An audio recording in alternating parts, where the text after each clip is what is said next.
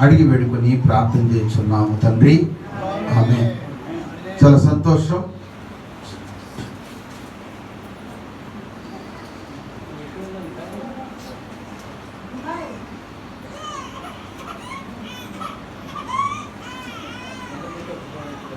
చాలా మంచిది. చక్కగా వాళ్ళు ఇచ్చి చక్కగా దగ్గర వచ్చింది.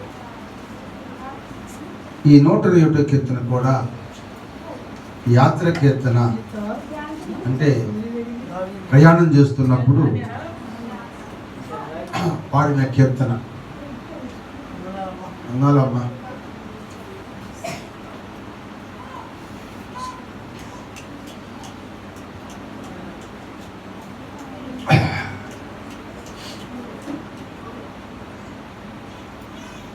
ఇక్కడ భక్తుడైన దావీదు అంటున్నాడు,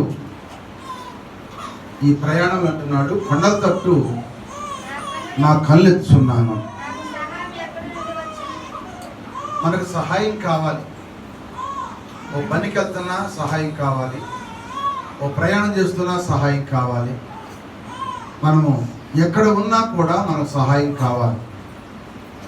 కనుక ఈ యాత్ర కీర్తనలో ఈ ప్రయాణం చేస్తున్న సమయంలో భక్తుడని దావీదు అంటున్న మాట ఏంటంటే, అయ్యా ఈ కొండల తట్టు మేము కళ్ళెత్తుతున్నాము, మాకు సహాయం ఎక్కడి నుంచి వస్తుంది? ఏ కొండ మాకు సహాయం చేసింది? ఏ కొండ మమ్మల్ని కాపాడుతుంది? ఏ కొండ మమ్మల్ని ఆదరిస్తుంది అని అడుగుతూ అంటాడు. నాకు సహాయం ఎక్కడి నుంచి వచ్చిందని అడుగుతూ అంటాడు, యెహోవా వలన నాకు సహాయము కలుగు.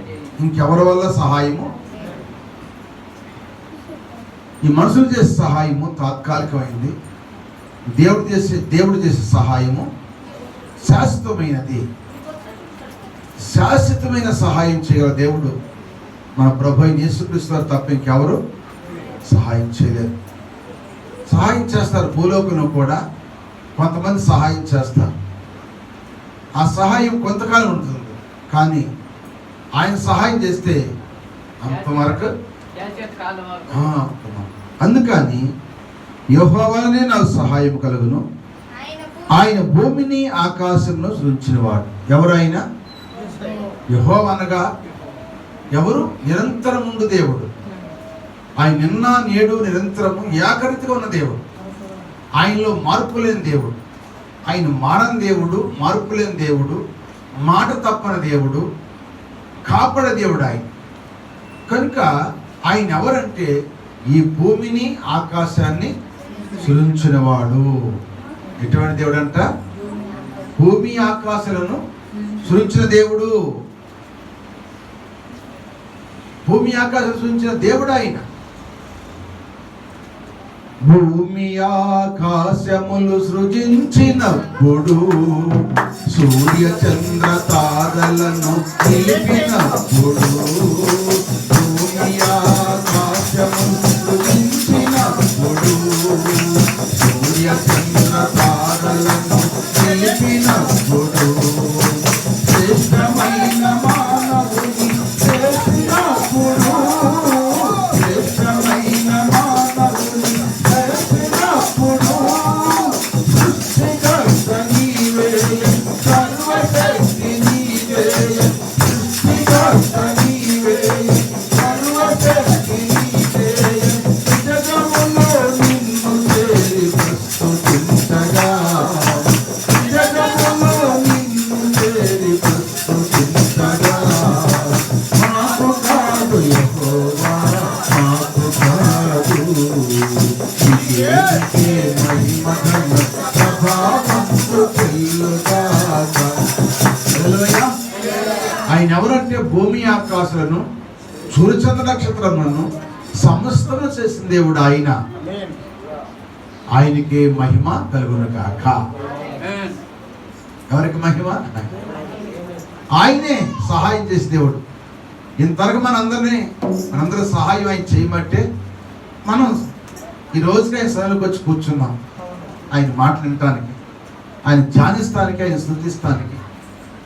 మరి ఆయన చేసిన సహాయమే, ఆయన సహాయం చేసే దేవుడు. ఏంటో సహాయం అంటే ఆయన నీ పాదాన్ని తొట్టిల నీడు. మొట్టమొదటి ఏంటో చెప్పండి, ఆయన చేసే సహాయము నీ పాదాలు తొట్టిల్లో నీడు.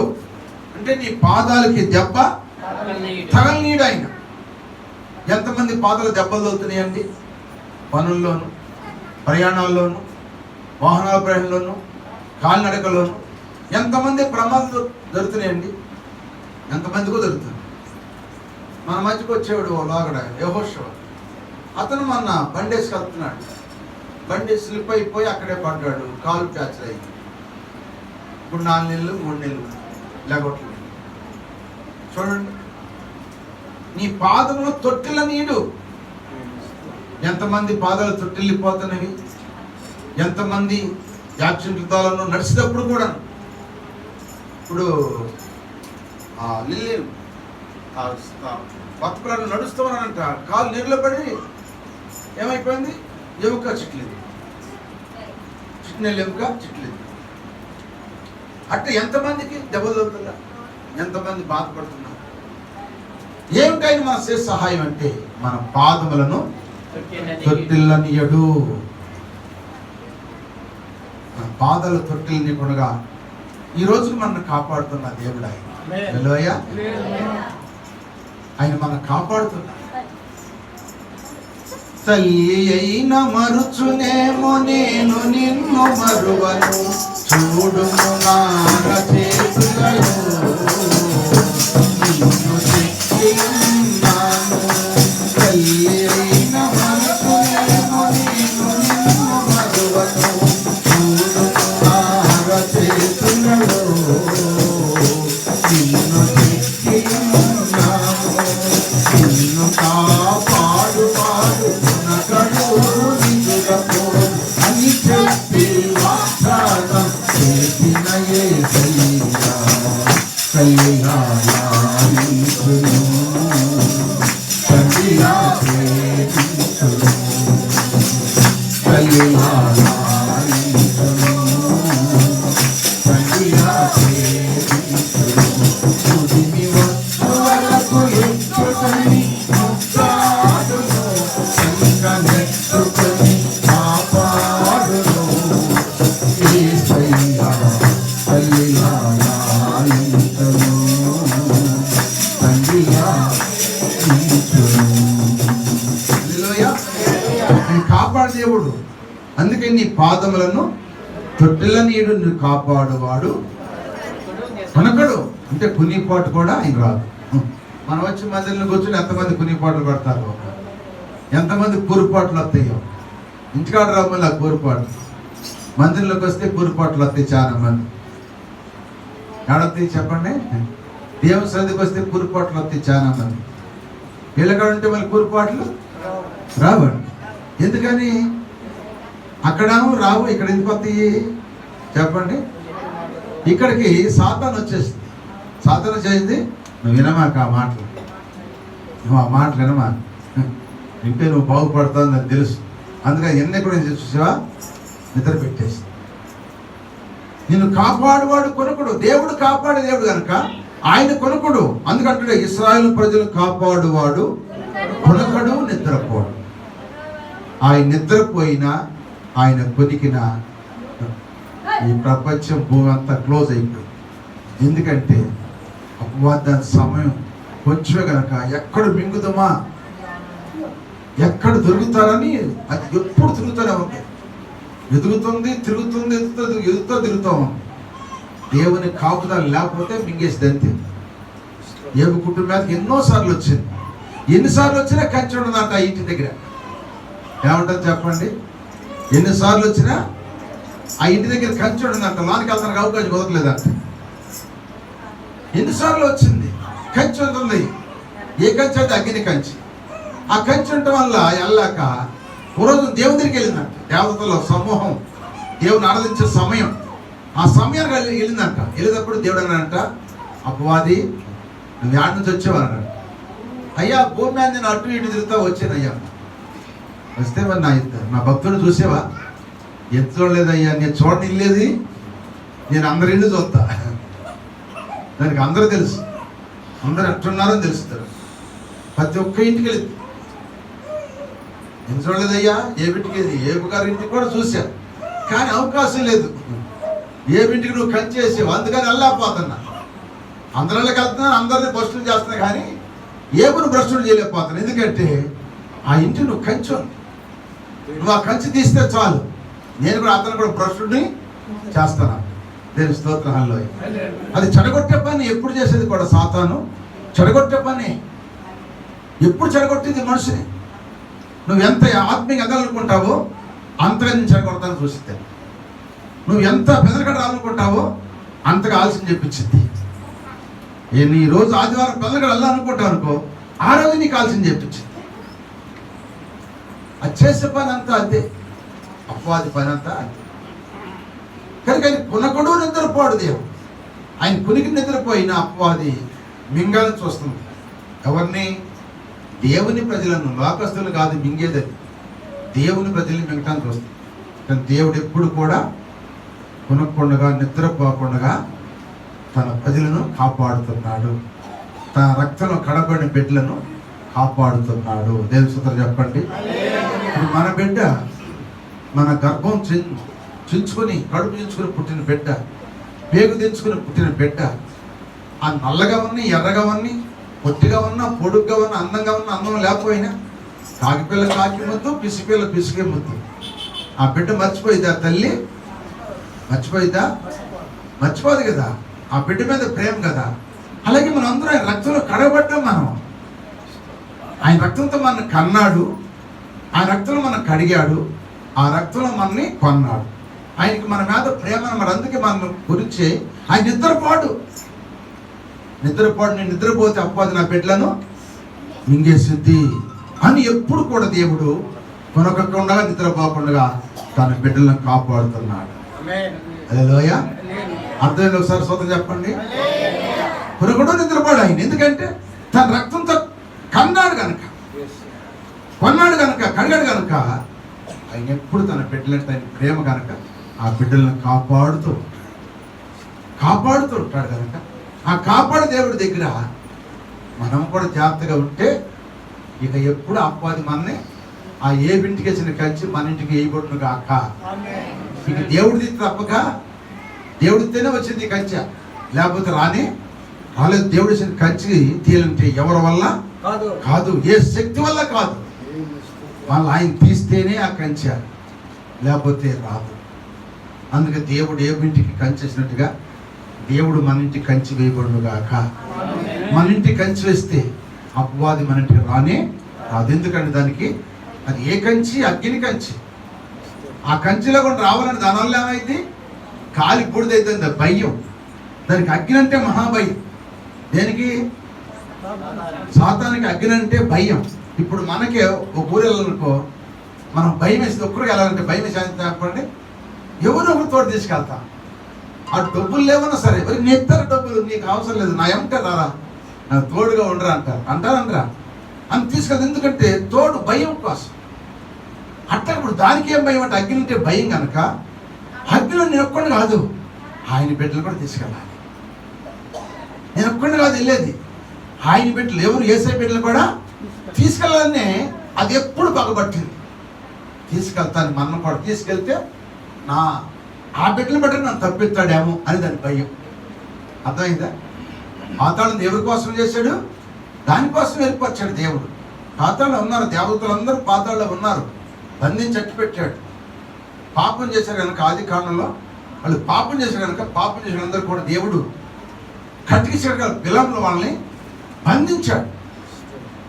ఈ సంగతి సాతాను తెలుసు, నన్ను కూడా బంధిస్తాడు. కానీ ఆయన ప్రజలను కూడా నేను తీసుకెళ్ళనుకో, ఆయన ప్రజలను బట్టి నన్ను తప్పిస్తాడేమో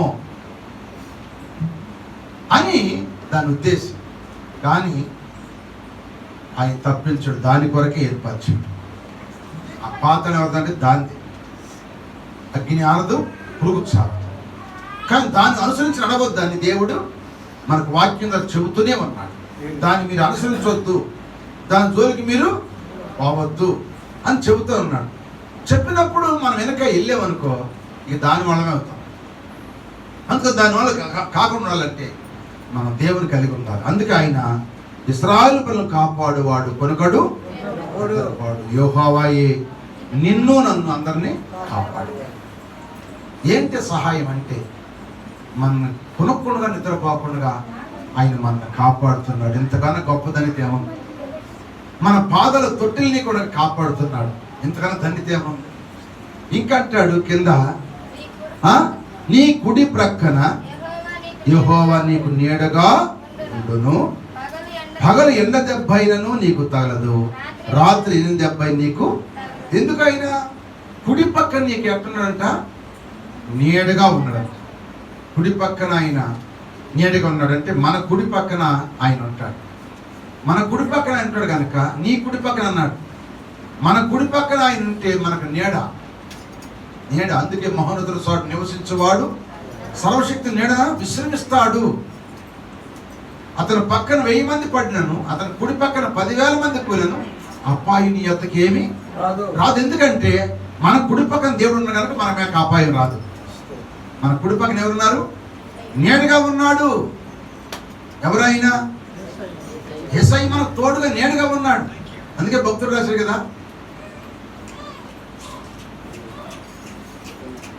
నీ మాట ఇదాంటి పాట పాడతారు. అది పాట, నీ మాట చాలయ్యా, నీ చూపు చాలయ్యా, నీ తోడు చాలయ్యా, నీ నీడ చాలయ్యా.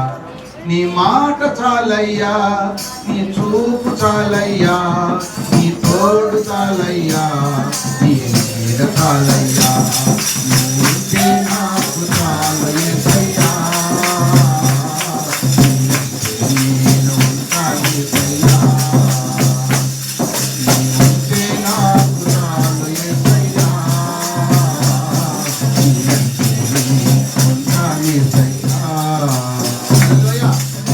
నీ మాట, నీ చూపు, నీ తోడు, నీ నీడ చాలయ్యా.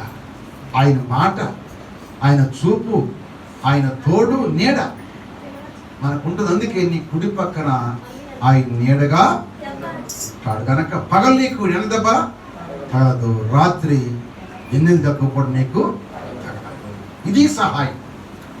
ఆయన మన నీడగా ఉంటాడు. మన పాదం తొట్టినప్పుడు మన కాపాడు దేవుడు కొనుకడు నిద్రపోడు. ఆయన మన నీడగా ఉంటాడు. ఆయన నీడగా ఉంటే నీకు పగలు ఎండ రాదు, తగలదు, రాత్రి ఎన్ని దెబ్బ కూడా నీకు తగలదు.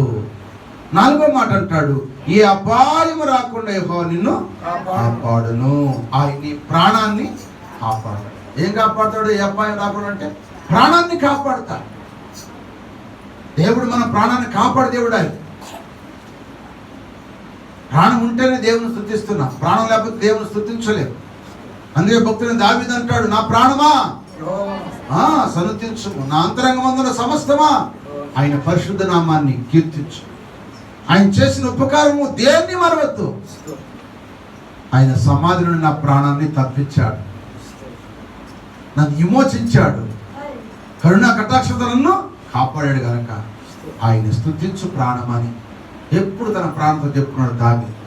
అందుకే ఆయన చేసే సహాయం ఏంటంటే, మనకు సహాయం చేసేది 4వది ఏంటంటే మన ప్రాణాన్ని ఆయన కాపాడుతున్నాడు. ఎవరు కాపాడుతారండి ప్రాణాన్ని? ప్రాణాన్ని కాపాడు దేవుడు ఆయన. మనమన్నా మన బిడ్డ కొరకు మర్చిపోతాం కానీ ఆయన మనం మర్చిపోడు, ఆయన కాపాడు. 5వది ఏమంటున్నాడు చూడండి, 5వది అంటే ఇది మొదలుకు నిరంతరము నీ రాకపోకల యందు నిన్ను కాపాడువాడు. నువ్వు వెళ్ళేటప్పుడు కాపాడుతాడు, నువ్వు వచ్చేటప్పుడు కూడా కాపాడుతాడు. ఎంత గొప్ప దేవుడు. ఇది మన సహాయం. నేను సహాయంలో 5 విషయాలు చెప్పాను చూడండి. ఒకటి ఏంటని చేసే సహాయం అంటే, ఒకటి మన పాదాలు తొట్టెలా నీడు, 2వది మన కాపాడు దేవుడు కొనుకడు నిద్రపాడు, 3వది చెప్పాలి. 3వది ఏంటి?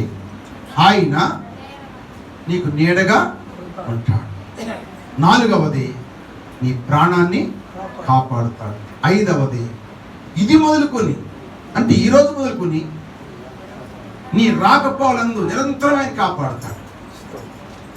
వెళ్ళేటప్పుడు కాపాడుతాడు, వచ్చేటప్పుడు నేను కాపాడుతే కరుణిస్తే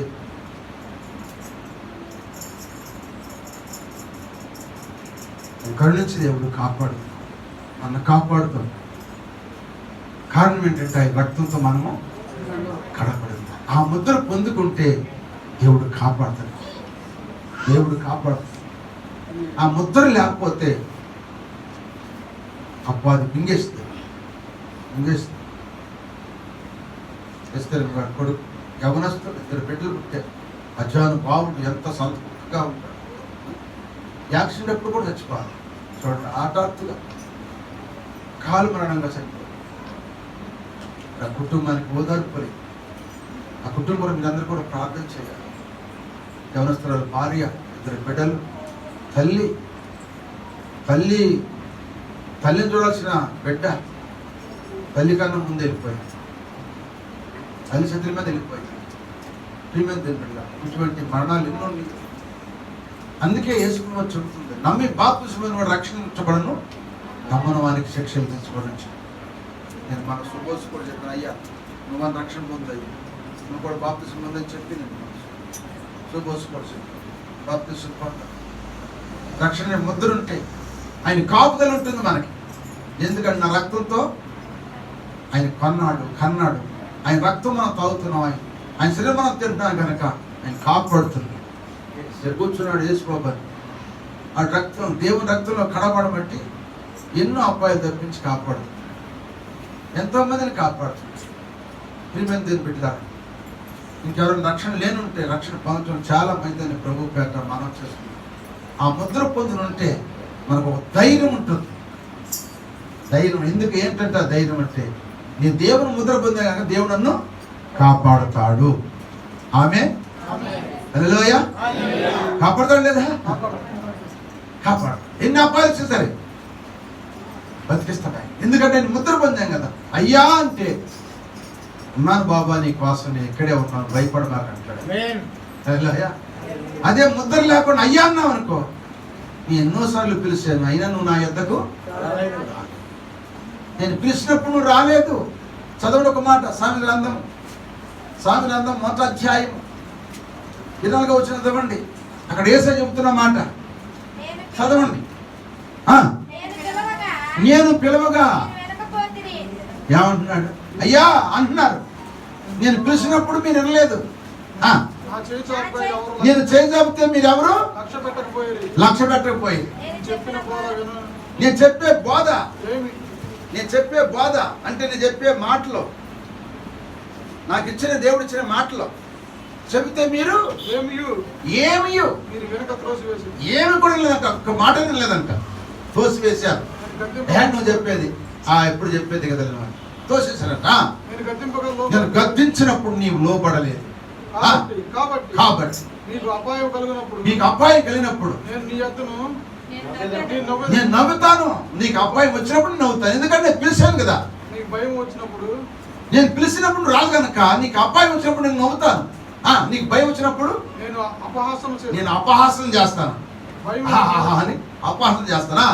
భయం మీ మీద తుఫాను వచ్చినప్పుడు, సుడిగాలి వచ్చినట్టు మీకు అపాయం కలిగినప్పుడు, మీ కష్టము దుఃఖమును ప్రాప్తించినప్పుడు నేను అపహాసం చేస్తాను. అప్పుడు మీరు నన్ను గురించి మొరపెడుతురు. నేను పద్ధతులు నేను నన్ను శ్రద్ధగా వెళ్తారు. అప్పుడు కావాలి దేవుడు. అప్పుడు శ్రద్ధగా వెళ్తారంట. సౌలు గారికి అపాయం ఇచ్చినాకే శ్రద్ధగా ఎత్తికాడు. సౌలు రాజు ఉన్నప్పుడు దేవుడు చెప్పిన మాట వినలేదు, ప్రవక్త చెప్పిన మాట వినలేదు, సేవకులు చెప్పిన మాట వినలేదు. ఇప్పుడు బాగా అపాయం వచ్చేసింది.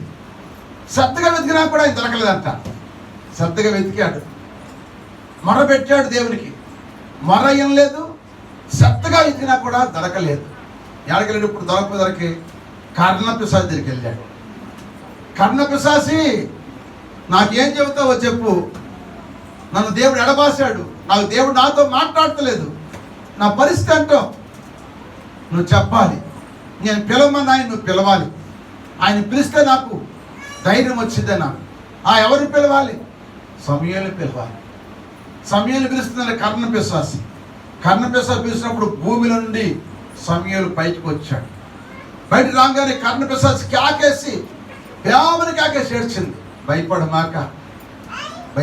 ఒకప్పుడు కర్ణపిశాచులను సోదిగాళ్ళను సిగ్నల్ చూసిన అందరూ నేను దేశం లేకుండా పారగొట్టినోడు నేనే. కానీ దేవుని దగ్గర తప్పు చేశాను. ఆ తప్పును బట్టి దేవుడు నన్ను నేను ఎంత వెతికినా, ఎంత మొరపెట్టినా, ఎంత శ్రద్ధగా వెతికినా కూడా నాకు ఆయన జవాబు ఇట్లేదు. అందుకే నన్ను అభిషేకించిన దైవజనుడిని పిలవమన్నాను. నువ్వేం భయపడమాక, నేనే ఆ రాజుని అని చెప్పాడు. ఇప్పుడు సమయాల పైకి వచ్చి అన్నాడు, రాజా ఎందుకు నన్ను పిలిచావు? రేపు ఈరోజు నువ్వు కూడా నాతో పాటు వచ్చేస్తావు. రేపు నువ్వు కూడా నాతో పాటు వచ్చేస్తావు. నువ్వు బ్రతకవు. అంతేనయ్యా? అంతే, నువ్వు వచ్చి. ఎందుకంటే నువ్వు దేవుని మాట నేను పిలిచినప్పుడు నువ్వు వెళ్ళలేదు. ఎంత భయంకరమైన మాట. ఫిలిష్తీయుల అన్యుల చేతిలో సౌలు కుటుంబం అంతా కూడా చచ్చిపోయింది. అందరూ పతనం. ఎందుకంటే దేవుని మాట అందుకే నేను అపహాసం చేస్తాను, నవ్వుతాను. నీకు అబ్బాయి వచ్చి నవ్వుతాను. నువ్వెంత మొరపెట్టినా నీకు జవాబు నేను ఇవ్వను. ఎందుకంటే నీవు నన్ను విసిగించితివి. నేను నిన్నెంతో కాపాడని చూశాను, నీవు నన్ను విసిగించితివి. అందుకే దేవుడు ఆయన ప్రేమ స్వరూపు కనుక ఇంకా మనల్ని కాపాడుతున్నాడు. ఇది కృపాకాలం. ఇది కృపాకాలం కనుక దేవుడు ఇంకా కాపాడుతున్నాడు. కానీ కాపాడు. అన్నీ తెలిసిన తర్వాత నువ్వు రక్షణ పొందకపోతే, అన్నీ తెలిసినాక నువ్వు బాప్తిసం పొందకపోతే, అన్నీ తెలిసినాక కూడా నువ్వు ఇంకా నిర్లక్ష్యంగా ఉంటే ఎప్పుడు వస్తుందో నీ మీదకు తెలియదు. గత వారం అంటే పోయిన ఆదివారం నుంచి ఈ రోజు ఆదివారం ఈ మధ్యలో కొన్ని సంభవాలు జరిగాయి. ఈ వారంలో కొన్ని సంభవాలు జరిగాయి. మన అబ్బాయి సునీల్ బాబు చనిపోయాడు. అక్కడికి వెళ్ళొచ్చు, నంబూరు వెళ్ళొచ్చు. ఆ తర్వాత బాపట్ల అవకాడ, ఎదుళ్ళపల్లి అవకాడ, నక్కలపాలెం వెళ్ళొచ్చాను. ఆ తర్వాత మళ్ళీ నెల్లూరు వెళ్ళొచ్చాను. నేను మళ్ళీ నిన్న పిరట్లంక ఒకడ ఏదో ఊరు, ఆ ఊరు వెళ్ళొచ్చు.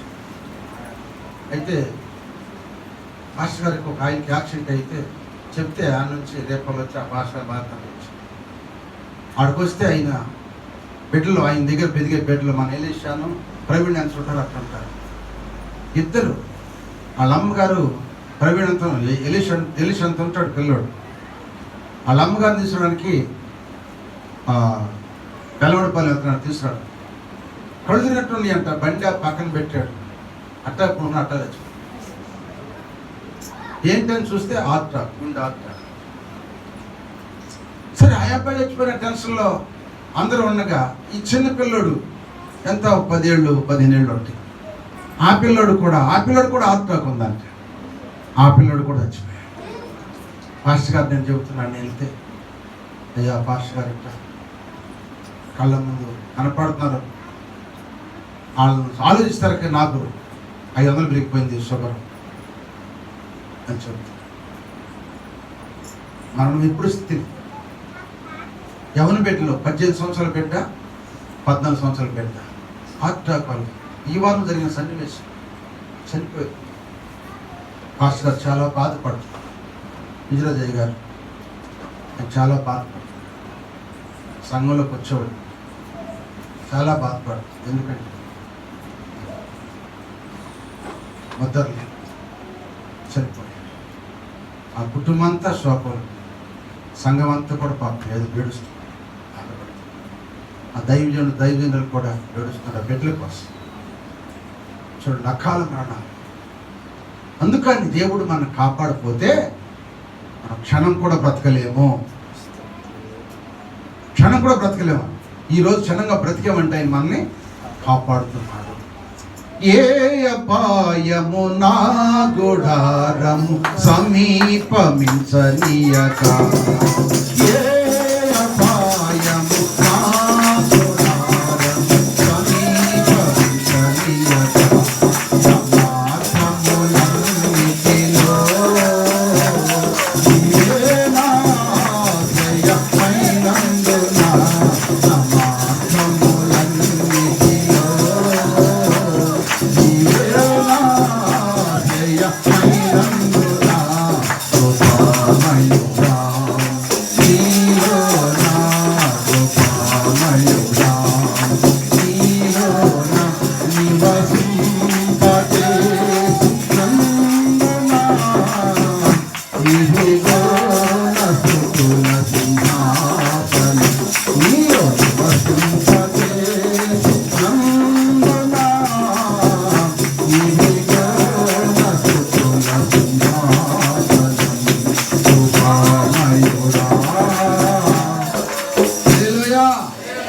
కాపాడు దేవుడు. అందుకే కొండల తట్టు నాకు కళ్ళిస్తున్నాను, నాకు సహాయము ఎక్కడి నుండి వచ్చును? యెహోవా వల్లే నా సహాయం. ఏంటని సహాయము? నా పాదము తొట్టిలనయుడు. నన్ను కాపాడేవాడు కొనుకడు, నిద్రపాడు. నా కుడి పక్క నీడగా ఉంటాడు, నా ప్రాణాన్ని కాపాడుతాడు. ఇది మనకుని నా రాకపోవాలంట్లో కూడా దేవుడు నన్ను తోడుగా ఉంటాడు. ఇది సహాయం. ఈ సహాయం ఎవరు చేస్తారండి? ఈ సహాయం చేయడానికే నా ప్రభు వారు 2022 సంవత్సరాల క్రితం ఈ లోకానికి వచ్చి 33 సంవత్సరాలు జీవించి 3 సంవత్సరాలు సువార్తను ప్రకటించి నీ కొరకు నా కొరకు ప్రాణం పెట్టి ఆయన తిరిగి లేచి త్వరగా రాబోతున్నాడు. ఆయన పరిశుద్ధాత్మ ఆదరణకర్తను పంపాడు. ఎవరైతే ఆదరణకర్త చెప్పే మాట వింటామో, ఆ మాట బట్టి వింటామో, ఆయన మనందరిని కాపాడును గాక. మరి ఆయన మాట విందామా, త్రోసేద్దామా? ఆయన మాట వింటే తప్పక ఆయన కాపాడును గాక. మన కుటుంబాన్ని, మన బిడ్డల్ని, మన గ్రామాన్ని, మన దేశాన్ని ఎంతో కాపాడుతుంది. కానీ కొంతమంది తల్లులు, కొంతమంది తండ్రులు, కొంతమంది అన్నదమ్ములు, కొంతమంది అప్పజనులు ఎంతో పుత్రశోకంతో బాధపడుతున్నారండి. ఈ వారంలో తీర నష్టం అండి. ఎవరి బిడ్డలు 3 బిడ్డలు చనిపోయారండి. ఎంత నష్టమో చూడండి. నాకు తెలిసిన వారికి ఇంకెంతమంది చచ్చిపోయారు తెలియదు. కనుక ప్రభునందు ప్రేమిట్ల దేవుడు ఎంతో కాపాడుతున్నాడు కనుక ఆయన దగ్గర నిర్లక్ష్యము చేయకుండా ఆయనలో కొనసాగిపోదాం. దేవుడి కొద్ది మాటలు దీవించి మనందరి ఎన్నికల్లో భద్రపరచును గాక. తల్ల వచ్చండి, చిన్న ప్రార్థన చేసుకుని సాక్షి. ప్రేమ తండ్రి, తగల అయ్యా, అలుపుడు నయ్యకుడు బలహీన ఒట్టి మట్టి దొంగతున్న దిక్కుమల దయతోసాడు ఇంతలో ప్రభా మీ మాటలు మాకు తెలియపరచు. నిజమే, మేము ఏ కొండ తట్టు చూసినా మాకు సహాయం రాదయ్యా. మా కొండవు, మా కోటవు, మా అండవు, మా బండవు, మా తండ్రివి మీరేనయ్యా. మీరే మాకు సహాయం అయ్యా. ఇంతవరకు మాకు సహాయం చేసి ముందు కాలం కూడా ఇంకా సహాయం చేయండి. మా గ్రామాన్ని కాపాడాలి, మాకు ఇచ్చిన కుటుంబాలన్నీ కాపాడాయి, మాకు ఇచ్చిన ఆత్మీయ బిడ్డల కుటుంబాలన్నీ కాపాడాయి అయ్యా. ఓదార్పు లేని బిడ్డల కుటుంబాలు వారికి కూడా ఓదార్పు దయచేయండి. అటువంటి అకాల మరణాలు ఎవరికి రాకుండా అబ్బాయిలను తప్పించి కాపాడుతాయి. కృప చూపై దయచూ సాక్షులు అయిపోతున్న బిడ్డలతో మాట్లాడి నాయన మీరే ఆశీర్వదించు. నజరేయుడైన యేసయ్య శ్రేష్టమైన నామములో వేడుకొని ప్రార్థిస్తున్నాము తండ్రి.